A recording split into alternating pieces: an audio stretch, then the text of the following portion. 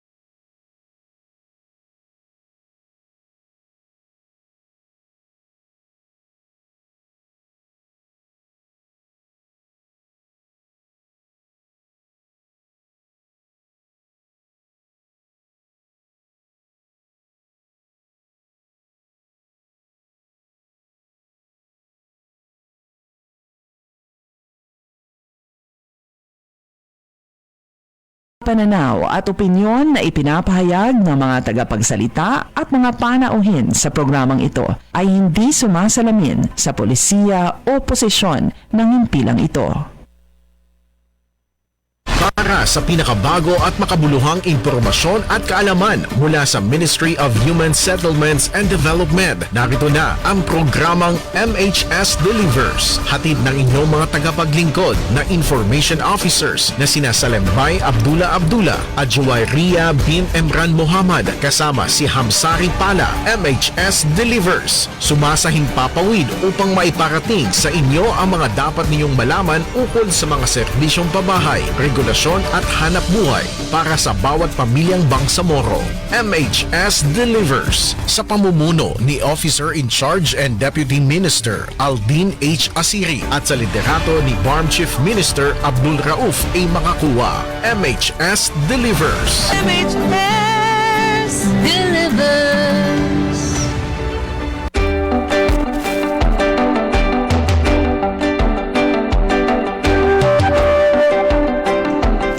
Subhanakalla ilma lana illa ma'alam tana innaka antal alimul hakim.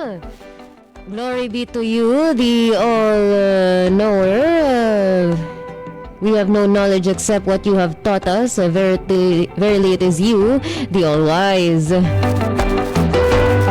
Assalamualaikum warahmatullahi ta'ala wabarakatuh. At isang magandang makatahanang umaga po sa ating lahat. Ika-21 ng Mayo, ikalawa ng Zulhijjah, sa mga tagapakinig sa DXMS Radyo Bida 882 kHz. At sa mga nanonood ng live stream sa MHSD BARM Facebook page. Narito muli ang programang MHS Delivers na nagbibigay ng impormasyon at kaalaman mula sa Ministry of Human Settlements and Development ng Bangsamoro Autonomous Region in Muslim Mindanao. Ako po ang inyong lingkod Bangsamoro Juwayriya bin Emran Muhammad at ito na po ang ika-272 episodyo ng ating programa 272. Wala pa rin ibang hinihiling kundi maggabay magbigay ng tamang impormasyon na magagamit sa pagpapatakbo ng kabuhayan at pamumuhay. Hindi lamang sa rehiyon ng Bangsamoro kundi pati na rin sa ating mga kabalay sa labas ng rehiyon. Para mas lalong mapalaganap ang ating programa, i-like, share at mag-comment sa ating live stream. Pwede rin po kayo mag-subscribe sa ating MHSD Barm YouTube channel. At syukran po sa lahat na nag-like at nag-share na agad ng ating live stream na ito. Inshallah, maya-maya mababasa po natin ang inyong mga komento, or kung wala po tayong Facebook live na open, pwede rin po tayo mag-text sa 0955-799-4778 para sa inyong mga mensahe.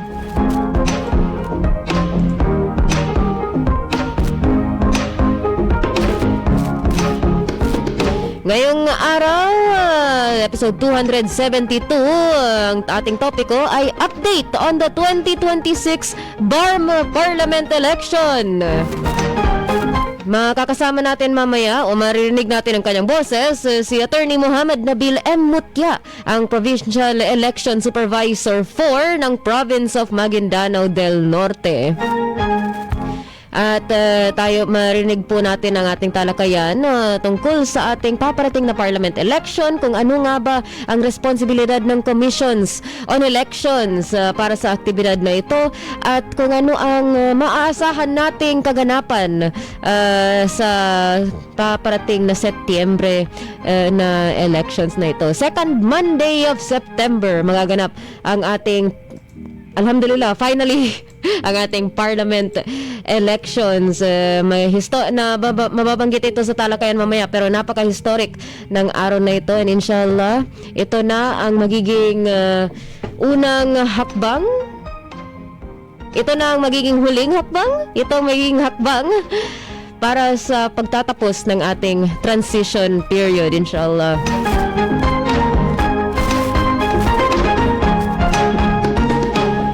Pero bago po yun, para sa ating mga kabalay na Ate Sally, Kuya Hamsi, Kuya Mans, Kuya NG at Ate Jazz na kasalukuyang, nandito si Kuya NG.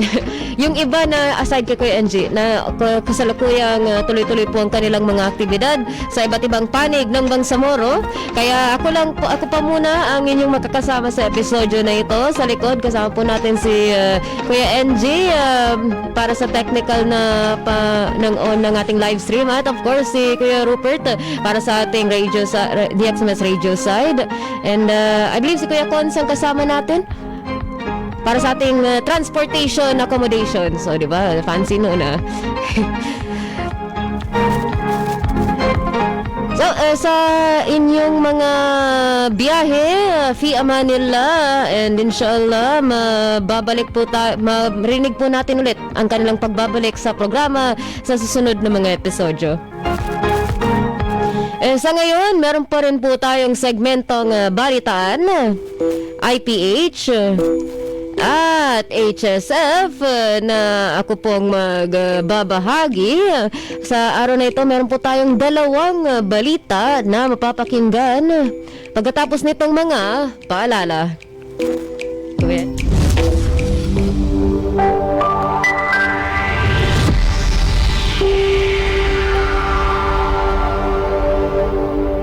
Nais niyo bang magsimula ng bagong buhay sa bagong tahanan? Lumipat sa bagong struktura at bagong komunidad? Empleyado ba kayo ng kumpanya, opisina o may matatag na hanap buhay?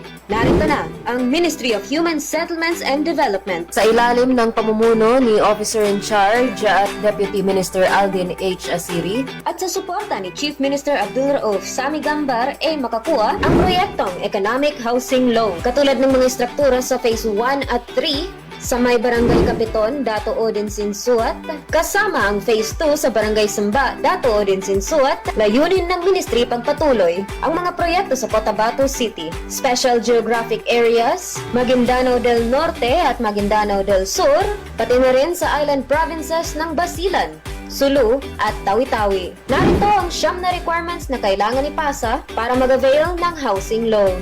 Una, filled out housing loan application form. Pangalawa, Certificate of Employment and Compensation notarized. Pangatlo, kung may asawa, kailangan magpasa ng marriage contract. Kung hiwalay sa asawa, kailangan magpasa ng separation papers. Kung balo naman, kailangan magpasa ng death certificate of spouse. Pang-apat, payroll o payslip. Panlima, proof of billing. Pang-anim, 2 piraso ng 1x1 ID picture. Pang-pito, photocopies ng 2 valid IDs with 3 specimen signature. Kung may asawa, 2 kopya ng IDs na may 3 signatures bawat kopya. Pang-walo, authorization letter na nagpapahintulot sa Pag-ibig Fund na imbestigahan ang beneficiary. At ang huli, pang-siyam, membership status verification slip. Para magpasa ng mga requirements o para sa mga karagdagang impormasyon, maaari kayong mag-chat sa Ministry of Human Settlements and Development, BARM Facebook page, o makipag-ugnayan sa opisina ng Ministry of Human Settlements and Development sa MHSD Regional Office, Bangsamoro Government Center, Rosary Heights 7, Cotabato City.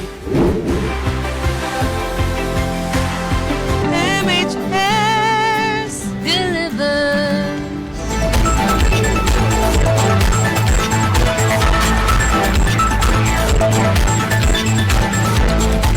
At para sa episodyo ngayong araw ng MHS Delivers, meron po tayong 2 balita. Una sa kanila, MHSD pinangunahan ng training workshop sa pagmamapa ng QGIS para sa mga LGU ng SGA. Na sinundan ng Minister Ali nakipagpulong sa ACF-SPI. Inaasahan ang potensyal na pakikipag-ugnayan. MHSD pinangunahan ng training workshop sa pagmamapa ng QGIS para sa mga LGU ng SGA. Pinangunahan ng Ministry of Human Settlements and Development, ang housing arm ng BARM, ang training workshop sa pagmamapa gamit ang Quantum Geographic Information System o QGIS para sa mga local government units o LGU ng Special Geographic Area o SGA na ginanap sa Bahada Suites, Davao City noong 15 hanggang 17 ng Abril ngayong taon. Sa pamamagitan ng Environment, Land Use and Urban Development Division o ELUD, sa ilalim ng Technical and Regulatory Service o TRS, ang mga kalahok mula sa mga LGU ng Kadayangan, Kapalawan, Old Kaabakan, Pahamudin at Tugunan ay nakinig sa mga lektura, nagmasid sa mga demonstrasyon at lumahok sa mga hands-on workshop exercises sa GIS at QGIS mapping. Ang aktibidad na ito ay hindi lamang tungkol sa pag-aaral ng GIS at pagmamapa, kundi bahagi rin ng inyong paghahanda para sa nalalapit na modular training sa Comprehensive Land Use Plan o CLUP.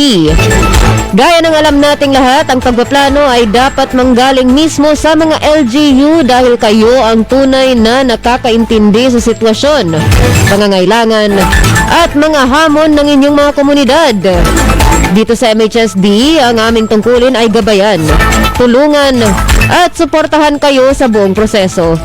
Wika ni TRS Director 2 Suharto S. Wahab. Higit sa lahat, ang pagpaplano ay hindi lamang para sa mga tao, kundi dapat ding kasama ng mga tao ang pagpaplano, lalo na sa paghahanda ng CLUP. Mahalaga ang pakikilahok ng komunidad dahil ang mga plano sa pag-unlad ay nagiging mas makabuluhan at epektibo kapag ang mga tinig ng mga tao ay kasama sa proseso ng pagpaplano. Dagdag ni Director Wahab. Pinuri ni MHSD SGA Provincial Director Hamza A. Salik ang mga dumalo dahil ang kanilang presensya ay nagpapakita ng kanilang pangako sa pagpapabuti ng serbisyo publiko at pagpapalakas ng kapasidad ng kani-kanilang mga bayan. Sa Islam, ang kaalaman ay lubos na pinahalagaan dahil ginagabayan nito ang mga tao tungo sa mas mahuhusay na desisyon at responsableng pamumuno. Bilang mga lingkod bayan, ipinagkatiwala sa atin ang tungkuling pamahalaan na ang ating mga komunidad ng patas, may karunungan at pananagutan. Ang isang paraan upang matupad ang responsibilidad na iyon ay sa pamamagitan ng wastong pagpaplano at matalinong paggawa ng desisyon, diin pa ni PD Salik. Ipinakalala ni ILUD Chief Attorney Janiza M. Makapantar sa mga kalahok ang GIS at QGIS na sinundan ng talakayan mula sa mga espesyalista at technical na tauhan tungkol sa georeferencing, digitizing, paghahanda ng mapa, at pamamahala ng spatial data gamit ang QGIS at Google Earth. Tinalakay ng unang araw ang oryentasyon at mga pangunahing kaalaman ng QGIS na sinundan ng pagmamapa at digitizing sa ikalawang araw at tinapos sa paggawa ng mapa at workshop sa huling araw.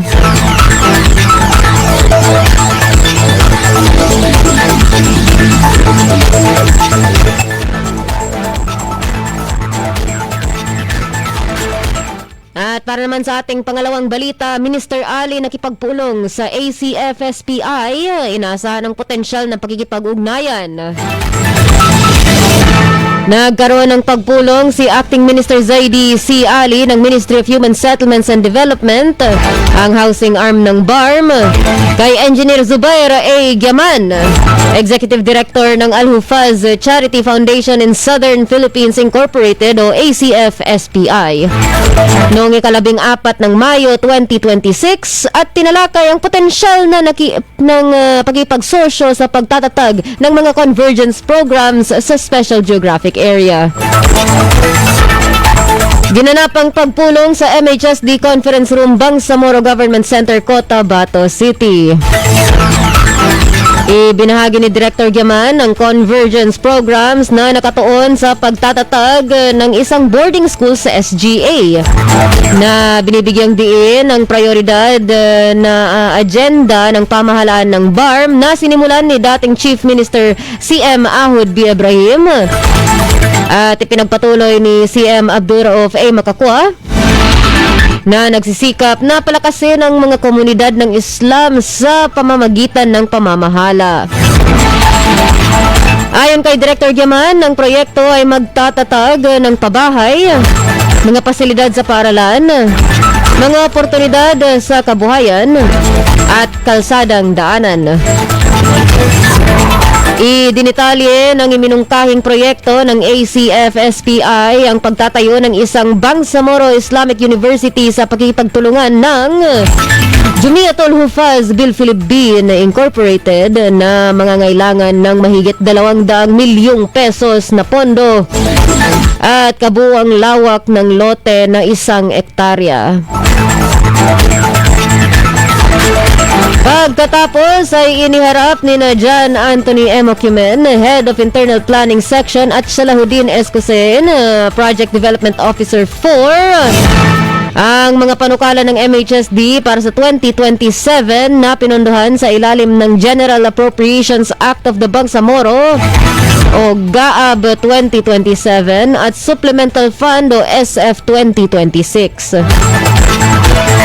Inaabangan ni Minister Ali ang proyekto na inilarawan niya bilang isa sa kanyang mga pangunahing programa.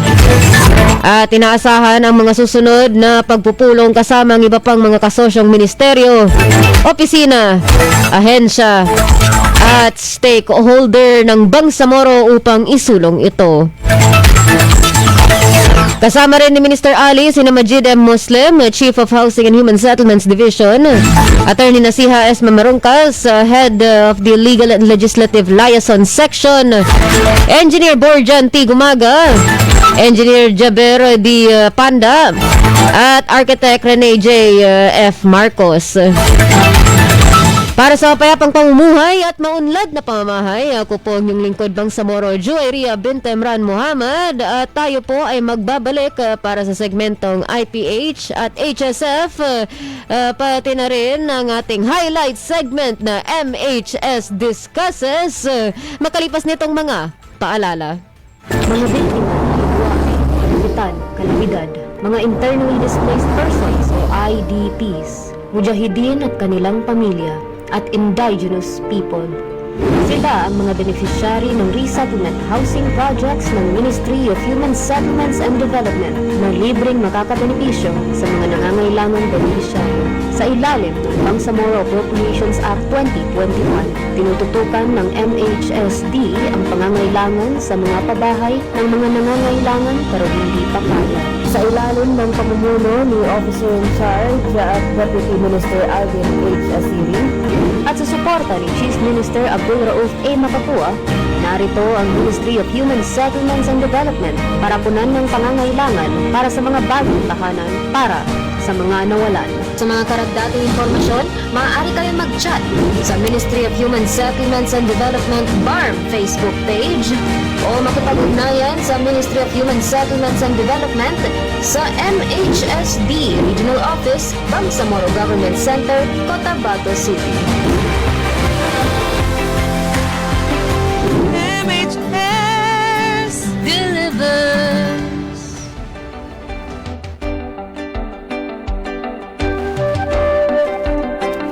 MHS delivers. Tayo po ay nagbabalik para sa ating segmentong impormasyong pambahay at hanap buhay.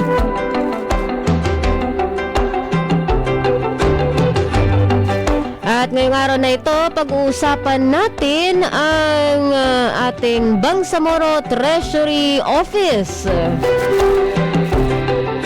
Sa mga hindi pa po nakakaalam kung ano po ang opisina na ito, ang Bangsamoro Treasury Office ay may iba't ibang mga responsibilidad. Sila po ay tumatanggap at nangangalaga ng lahat ng kitang nalilikha at nakokolekta ng pamahalaang Bangsamoro.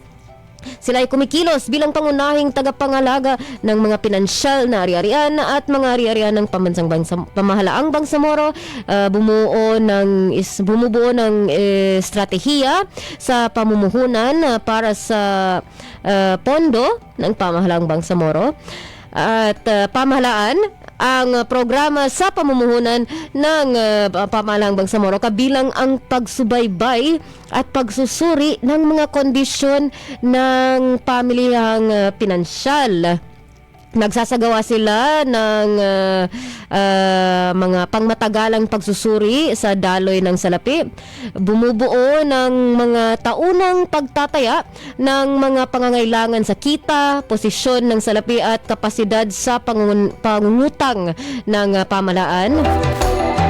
Bumuo at magpatupad ng mga patakaran sa pamamahala at pananalapi, mga pampublikong pangungutang at pagpapaunlad ng pamilihan ng kapital.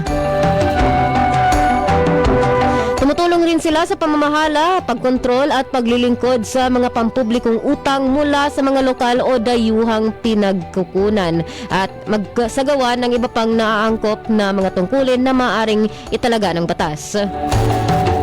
At para sa pagkakalam ng lahat, ang MHSD ay isa sa mga ministeryo na nangungulekta, kumbaga, like nagkakaroon tayo ng income generating, kumbaga. May mga nababayaran ang publiko sa MHSD at specific ito sa ating housing loan projects at may yun ang pinakauso yun ang pinakakilalang MHSD bilang collecting, nangungulekta ng pera.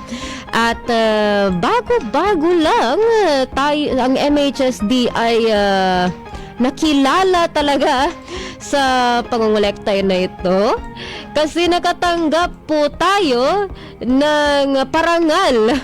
Nakilala po ang MHSD, naparangalan tayo sa ng ating Bangsamoro Treasury Office bilang most compliant with issued guidelines for 2025. So of course may guidelines po ang MHSD para sa pangungulekta ng ating income generation at iba pang mga proseso sa pinansyal at nakilala tayo ng BTO sa pagsunod ng mga guidelines na ito noong 2025. Alhamdulillah, pagpalain Bangsamoro Ang nakasulat sa ating recognition ay the plaque of recognition is given to the Ministry of Human Settlements and Development for being the most compliant with issued guidelines for 2025 in grateful recognition of its outstanding performance in revenue collection for 2025, demonstrating efficiency, integrity, and commitment to supporting the Bangsamoro government's fiscal sustainability and development goals. So, literal kakatanggap lang po ng MHSD ngayong araw na ito. And syukran po sa mga nag-represent na kumatawan sa MHSD sa aktibidad na ito. I believe si Sir Suharto S. Wahab, Director 2 for Technical and Regulatory Services ng kasalukuyan ay namamahala din sa Office of the Director General habang on Hajj po ang ating coolest DG. At Alhamdulillah, nakita po ang administrative efforts natin to ensure moral governance and as much as possible transparency sa ating paggamit ng taxpayer money. With that, congratulations po sa ating AFD, Administrative and Finance Division, and of course sa buong MHSD, Housing and Human Settlements Division pa rin also sa kanilang inshallah continued transparency and capacity. At yan po ang ating segmentong IPH, impormasyong pambahay at hanap buhay. Muli, syukran sa Bangsamoro Treasury Office sa pagkilala sa efforts ng MHSD. And congratulations din sa iba pang mga ministries na nakilala sa activity na iyon. Ngayon po, dadako po tayo sa ating health and safety first. Ngayong araw, paalam natin na dahil kasagsagan ngayon ng Hajj, and marami po ang lumipad sa ating sa Kingdom of Saudi Arabia para i-perform ang Hajj na ito. Alamin natin ang vaccination needs para payagan silang lumipad palabas ng bansa or papasok sa ibang bansa. So, para sa mga hindi nakakaalam, meron po tayong health requirements bago po makalabas ng bansa or makapasok sa ibang bansa, at bawat bansa ay may iba't ibang pangangailangan na health requirements gaya ng vaccinations. So, posible kayong ma-deny lumipad palabas ng bansa or papasok sa ibang bansa kung kinulang po kayo sa vaccinations na ito or tinatawag na yellow cards. At ang Ministry of Health ay nagsagawa ng mga vaccination programs na ito para sa mga Filipino pilgrims na lumipad para mag-Hajj. At kasama sa mga vaccinations na kinakailangan ay ang meningococcal and influenza vaccines na ibinahagi na nagbabahagi ng International Certificate of Vaccination o Yellow Card gamit dulot ng BOQ vaccination activities na ito. So mahigit 5,300 na pilgrims ang nakabenepisyo sa programa ng MOH na ito, nakatanggap ng meningococcal and influenza vaccines mula sa iba't ibang panig ng Pilipinas gaya ng Marawi City, Iligan City, Cagayan de Oro, Cotabato City, Davao City, Palawan, Zamboanga, Basilan, Sulu, Tawi-Tawi at Metro Manila. Kaya't alhamdulillah, pagdating ng ating mga haji sa kanilang KSA, Kingdom of Saudi Arabia, rest assured na at least sa ating immunobiology, sa ating meningococcal at influenza vaccines na bahagi na sa kanila. So ano nga ba itong meningococcal and influenza vaccines na ito?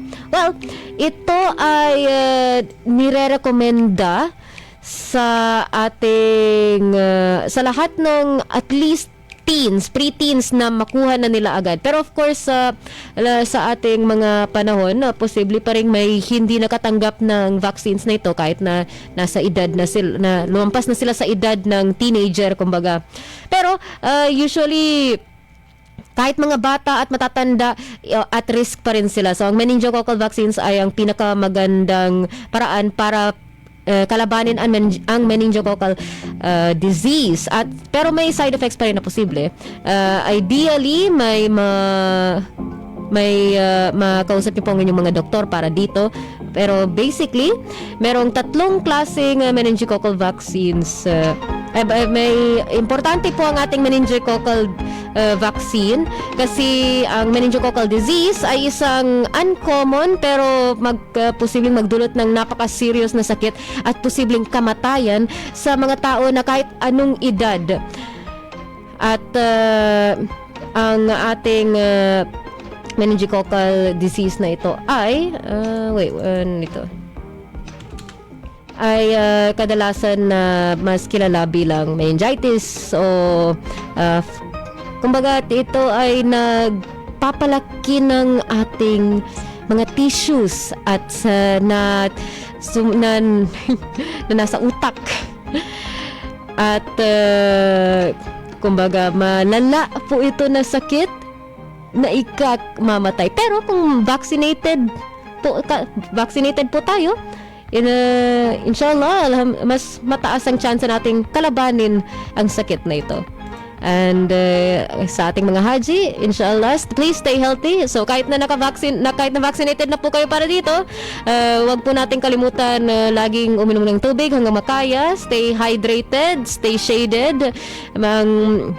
Isa sa mga pinakamataas na rason ng pagkamatay during Hajj is heat stroke and dehydration.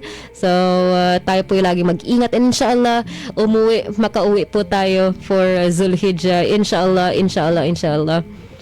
Pero again, yun po ang ating health and safety first. Time check, it is 11:33 a.m. At narito na po tayo sa segmentong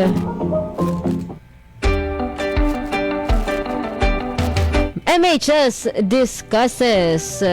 Maya-maya mapapakinggan po natin ang talakayan kasama si Attorney Muhammad Nabil M. Mutya ng Provincial Election Supervisor 4 ng Province of Maguindano del Norte Commissions on Elections para sa update on the 2026 BARM Parliament Election. Tayo po ay makinig upang mapabuti ang mga sagot mamaya sa ating segmentong KKK, kung saan ang inyong kasagutan sa aming katanungan ukol sa kaalaman ng ating programa ang posibleng magpapapanalo sa inyo para sa 100 peso load. So, without further ado, pakinggan natin ang ating segmentong MHS Discusses. Assalamualaikum warahmatullahi ta'ala wabarakatuh, at narito po tayo muli sa segmentong MHS Discusses para sa episodyo ngayong araw na ito na pag-uusapan ang update on the 2026 BARM Parliament Election. Kasama po natin mula sa Commission on Elections, walang iba kundi si Attorney Muhammad Nabil Mutya, ang ating mula sa Commissions on Elections. Assalamualaikum sir, and welcome po sa ating MHS Discusses. Yes, Assalamualaikum warahmatullahi wabarakatuh sa inyong lahat at sa inyong mga taga-pakinig at sa lahat ng inyong mga viewers. Ulit, thank you po sir sa pagtanggap ng aming invitation para sa talakayan ngayong araw na ito. Bago po natin talakayan ang topic ngayong araw, kumusta po kayo sir? Kumusta po ang ating COMELEC itong nakalipas na mga araw? Yes, these past few days, the COMELEC is busy, doing all the necessary preparations. Siyempre, just recently, kakatapos lang ng voters registration natin for the BAR, Although yung ibang regions is last day ata nila kahapon. So tayo kasi mas nauna tayo.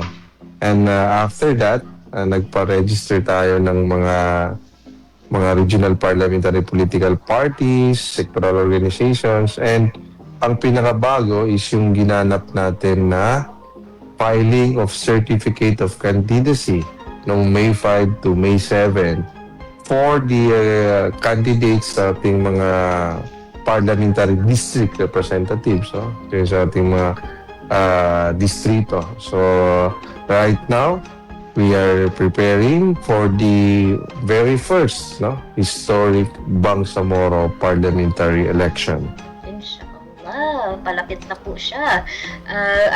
Habang nalalapit po ang event na ito, para sa ating mga kabalay, yun po ang ating viewers at audience sa ating radio program, na hindi pa po kilala masyado itong COMELEC, paano nyo po ipakilala sa kanila ang ating commissions on elections? Yes, ang tanggapan mo namin ay ang tinatawag nating Commission on Elections. It is actually a constitutional commission, meaning ang gumawa po, ang nag-create ng aming tanggapan ay ang saligang batas mismo. It is a creation of the 1987 Constitution. So ang trabaho po natin, is tayo po yung nagmamanage, ang commission ang nagmamanage ng mga elections sa buong bansa. So we conduct elections, plebiscite, referendum, recall. So ang ating tanggapan po yung nagsasagawa niyan, anything that has to do with the right of the people to suffrage, ang nag-administer po niyan ay ang aming tanggapan. Nagsasagawa po ng mga elections, mapa-national man yan, barangay elections, or in our case, sa ating region, parliamentary elections. Tayo po yung nag-administer ng mga elections.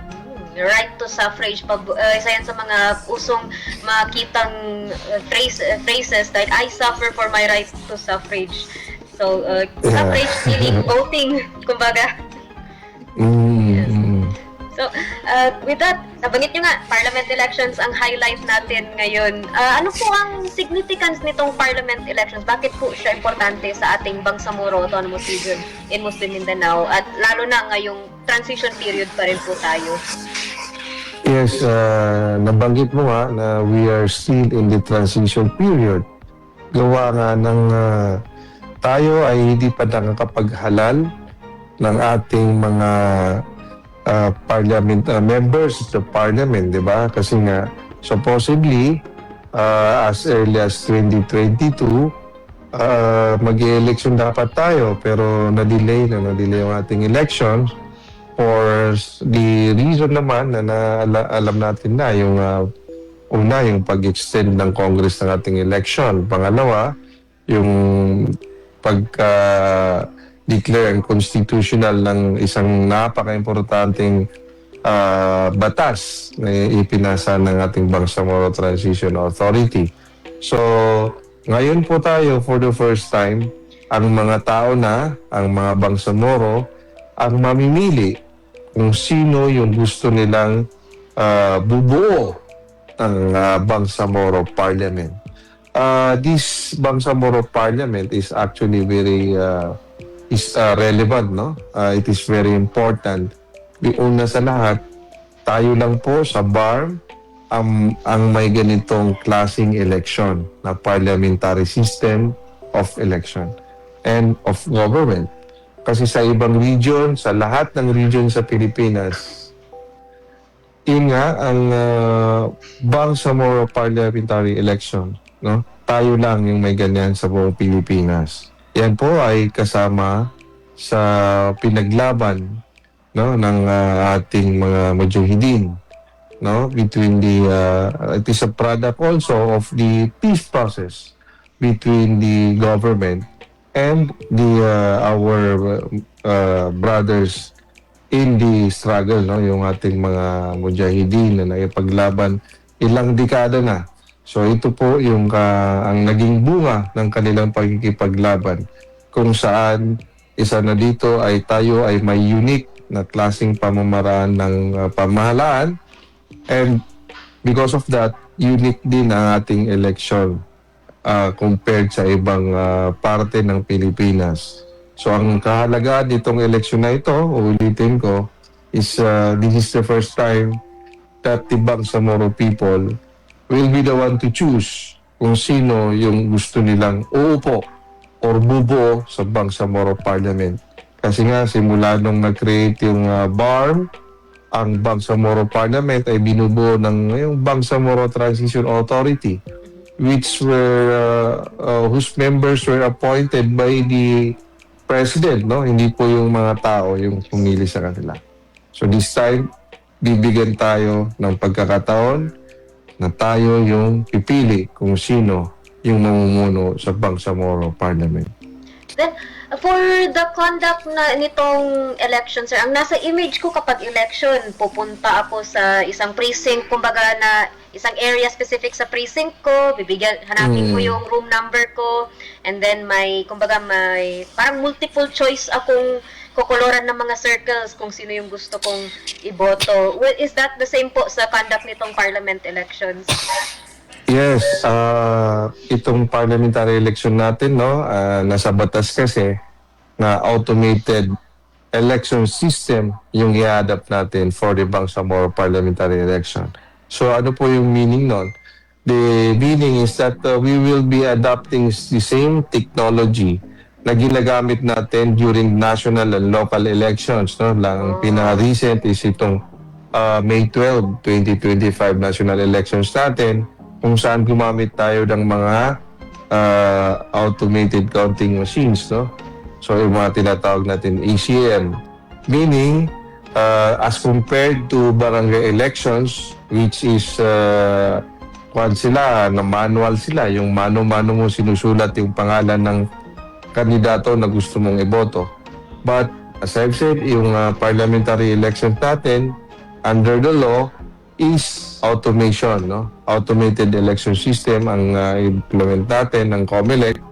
That is why gagamitin natin ulit yung mga ginamit natin itong nakaraang election, yung bagong machine natin, yung tinatawag na ECM, Yes. kung saan hindi mo kailangan isulat yung pangalan ng gusto mong iboto.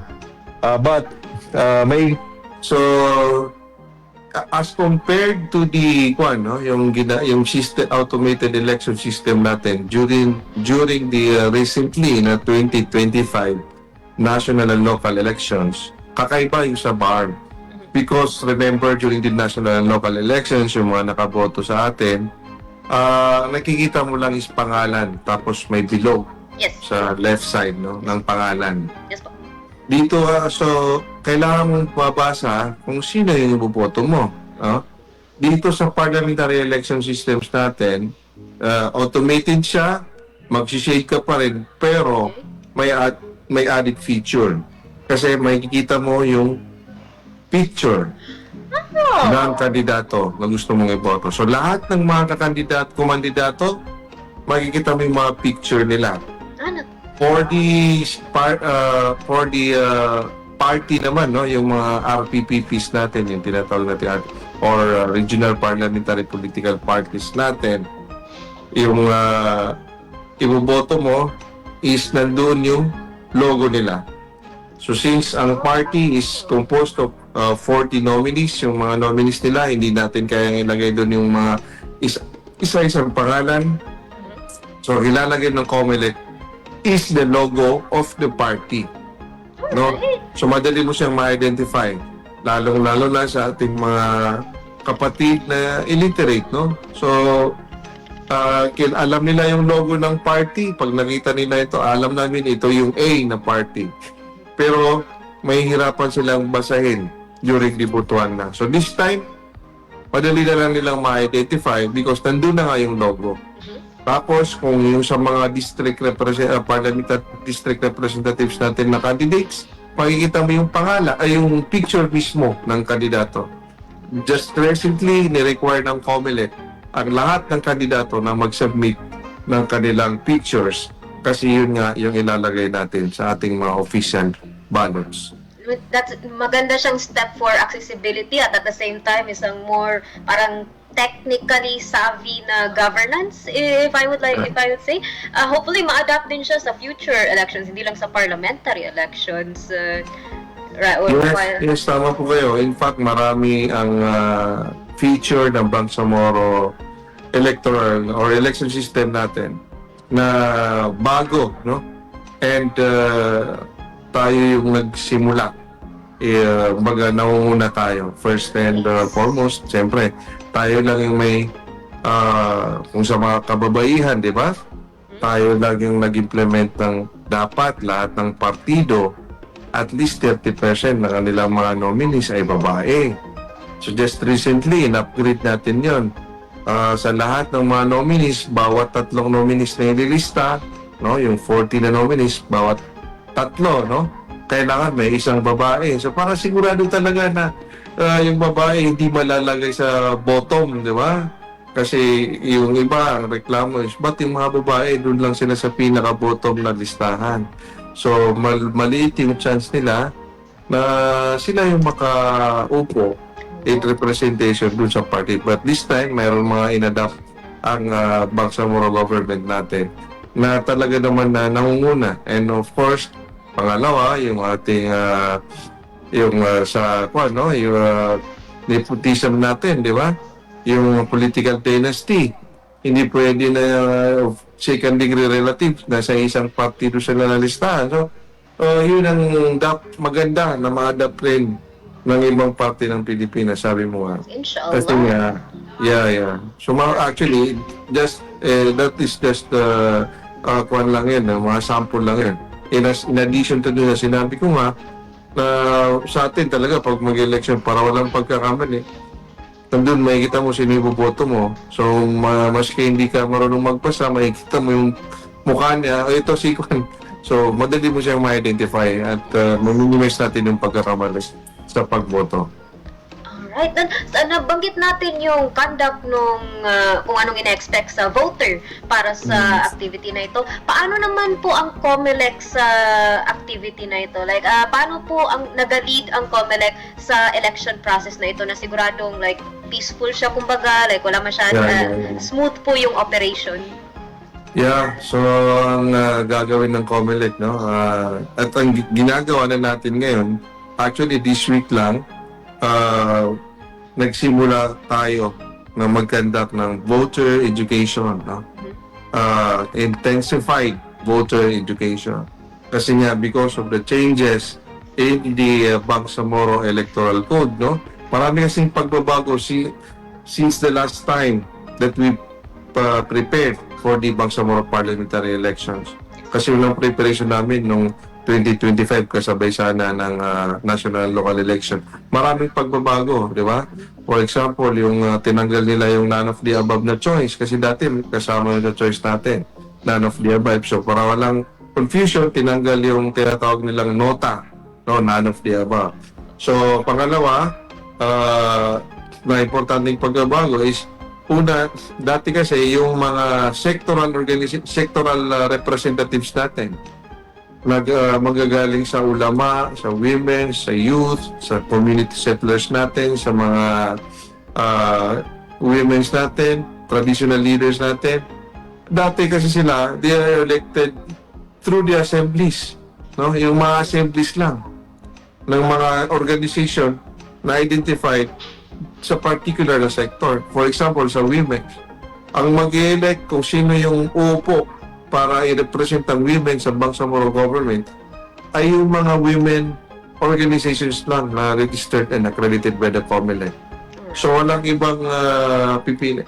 But this time, yung women kasama na sila sa iboboto sa balota. Yes. Kung sino yung mga nominees, yung first nominees nila. So sample lang yan. Maraming pagbabago. That is why the COMELEC decided to conduct intensified voter education campaign starting today, no? So, ang gagawin ng mga election officers natin, pupuntahan nila lahat ng mga barangay, mga sitio. That is the instruction. Pupuntahan nila lahat ng barangay, ang mga sitio kung kailangan, para masigurado natin na alam ng lahat ng Bangsamoro kung ano yung ano yung makikita nila at ano may experience nila during the parliamentary election. Pangalawa, we have been in constant communication, coordination with our security sector. Ang ating mga kapulisan, ang ating mga kasundaluhan, maski ang Navy natin. So lahat natin din sila na meron tayong coordination just to secure this election na wala sanang mangyaring hindi maganda. So The elections will be arriving, for those who don't know yet, on September, inshallah. yeah, the election will, kasi ang nasa batas is on the second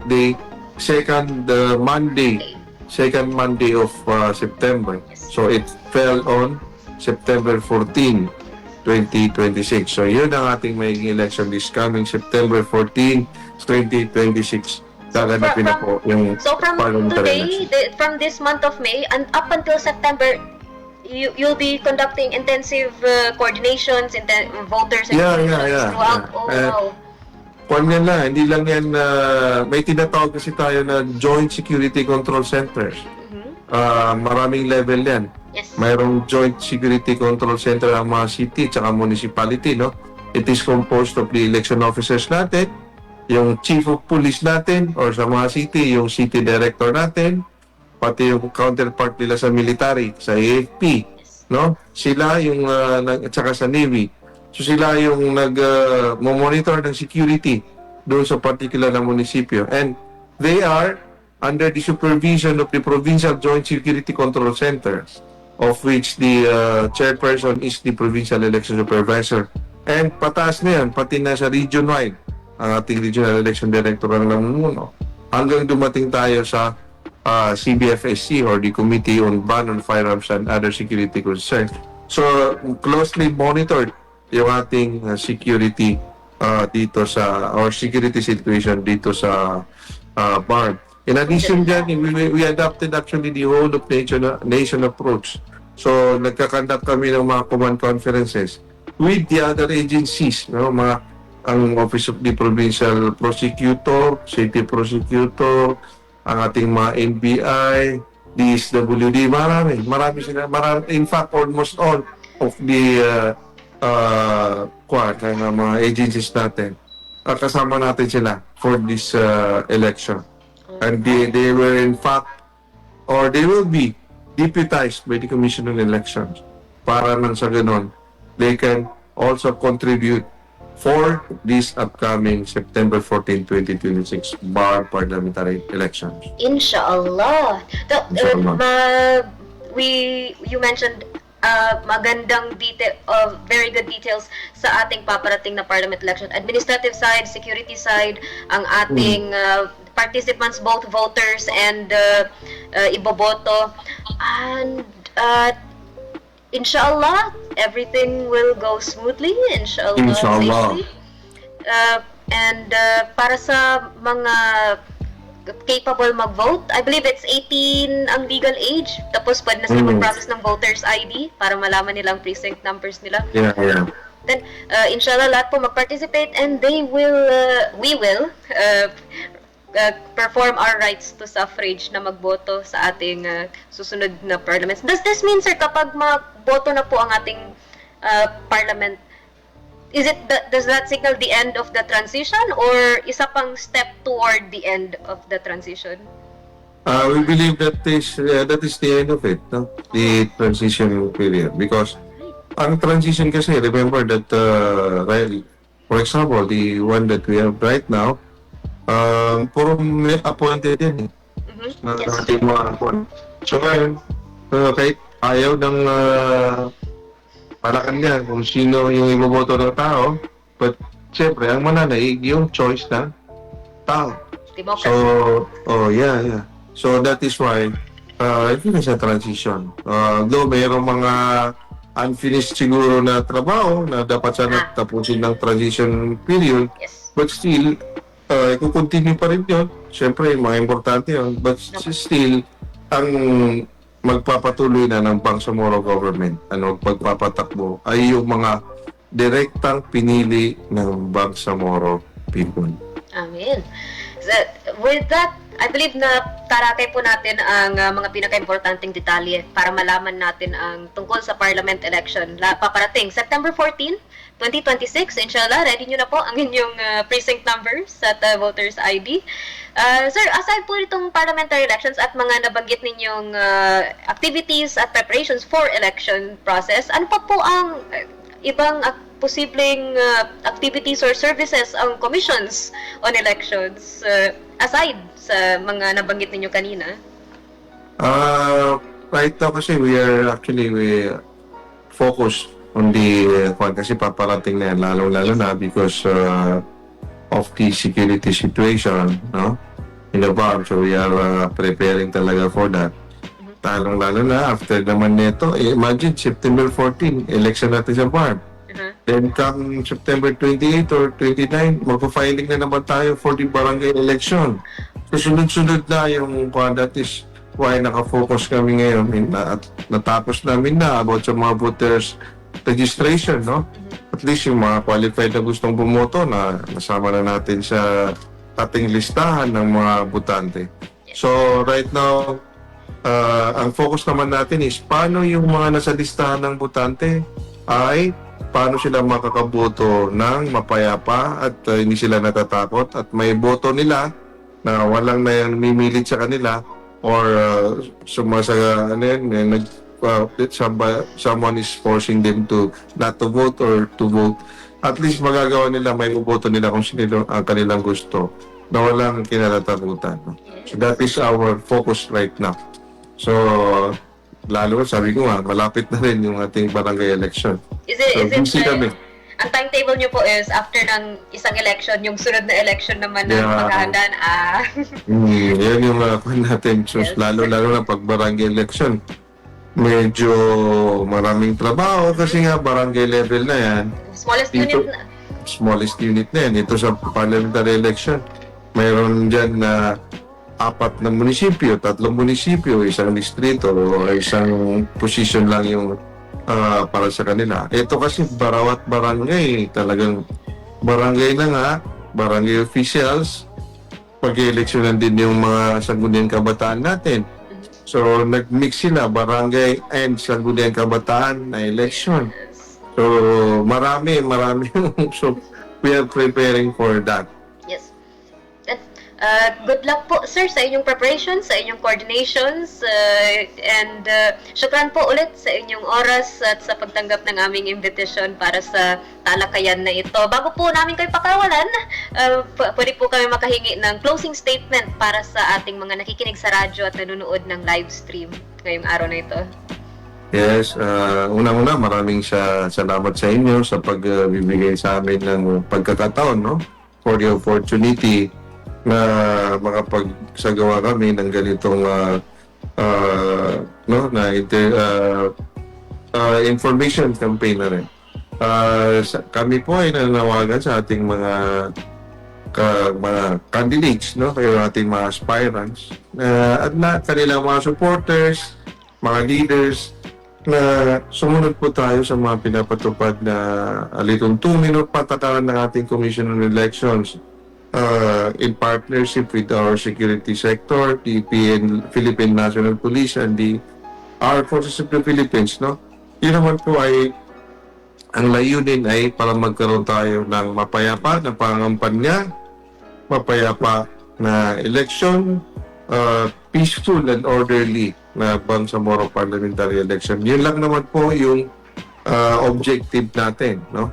So sana sumunod po tayo and para sa ating mga botante, this is historic, so be a part of it, no? So I'm hoping that you will be a part of this very historic election in the history of the Bangsamoro people. This is your right. You were given by the Constitution, the fundamental right of suffrage. So I'm hoping that you will exercise it. The part of the Comelec, we are doing everything we can na may exercise to na maayos ang inyong karapatang bumoto. kung wala pa pong kayong voter's ID, i-process nyo na yan. Habang may Yes, tatlong yes. buwan pa tayo. 3, 6, 7, 8, 4, halos 3. So, with that, syukran po sa kay Attorney Nabil for his time and his knowledge. Syukran po sa Commissions on Elections sa kanilang pagtanggap ng aming imbitasyon. And syukran po sa ating mga nakikinig sa radyo at nanonood sa live stream sa pagsama sa amin sa isa pang talakayan. Ako po ang inyong lingkod, Joeria Bintemran Muhammad. Nagpapaalam na po para sa ating MHS Discusses. Assalamualaikum warahmatullahi ta'ala wabarakatuh. Alaikum. At yun po ang ating MHS Discusses. Sana marami po tayong natutunan mula kay Attorney Nabil. And syukran po ulit sa ating COMELEC, sa ating Commissions on Elections, and of course kay Attorney Nabil sa kanilang oras at kaalaman na ibinahagi sa ating lahat. Time check, 12:02 na po ng tanghali. Hapon na ba? Yun, 12:02 p.m. Kaya hindi na po natin patatagalin pa. Narito na po tayo sa segmentong KKK, kung saan ang inyong kasagutan sa aming katanungan ukol sa kaalaman ng ating programa ang posibleng magpapapanalo sa inyo ng 100 peso load. Ipadala lamang ang tamang sagot sa numerong 0955-799-4778. So without further ado, ang ating unang tanong ay, aside sa parliamentary elections, ano pa ang ibang klaseng elections ang pinangungunahan ng COMELEC?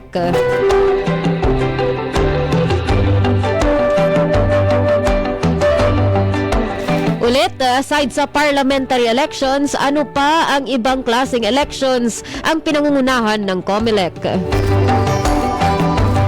Pangalawang tanong, kailan gaganapin ang parliamentary elections? Kailan? So, kailangan ko ng buwan at araw. Petsa talaga ang kailangan ko. Surely 2026 ang ilalagay ninyo. Bigay ko na yun. 2026 po ang taon para sa sagot na ito. At pangatlong tanong, ilang taong gulang ang pinakamaaga para bumoto? Legal na pwedeng bumoto. Ulit, ang ating unang tanong, aside sa parliamentary elections, ano pa ang ibang klaseng elections ang pinangungunahan ng COMELEC? Pangalawang tanong, kailan gaganapin ang parliamentary elections ngayong 2026? So, kailangan ko ng buwan at araw. So, petsa po ang ibabahagi. At ang ating huling tanong, numero po, ilang taong gulang ang pinakamaaga para legal na bumoto? Ipadala na po ang inyong tamang sagot sa numerong 0955-799-4778 para sa pagkakataong manalo ng 100 peso load. And without further ado, dito na po nagtatapos ang ating programang MHS Delivers. Sa ngalan ng ating Acting Minister Zaidi C. Ali, Deputy Minister Aldin H. Asiri, Bangsamoro Director General Esmel W. Ibrahim, at sa ating mga kabalay sa ICS, ang ating ICS Head Salembay Abdullah. Kasama po sa technical side ngayon, Dato Nohaz A. Daud. Sa ating mga kabalay na on travel dapat ngayon, Hamsari H. Pala, Al Mansur S. Ugaw, at Jasmine A. Langgi. At sa ating DXMS side, Kuya Rupert, at si Kuya Cons na nandyan din po sa kasama ni Kuya NG. Kami po ang inyong lingkod na laging nagsasabing, lagi po nating tandaan ang ating mga hashtag na hashtag trabaho ko, ibada ko, work with excellence and perfection, our home, our dream, and building community, building umma. Ako po ang inyong lingkod, Bangsamoro Joeria Bintemran Muhammad, nagpapaalam po sa ating 272nd episode at nagsasabing Assalamualaikum warahmatullahi ta'ala wabarakatuh. Sumainyo ang programang MHS Delivers mula sa inyong mga kabalay na tagapagbigay impormasyon ukol sa mga tulong at serbisyong teknikal, pabahay at hanap buhay para sa bawat pamilyang Bangsamoro. MHS Delivers at sa liderato ni BARM Chief Minister Abdul Rauf A. Makakuwa. MHS Delivers.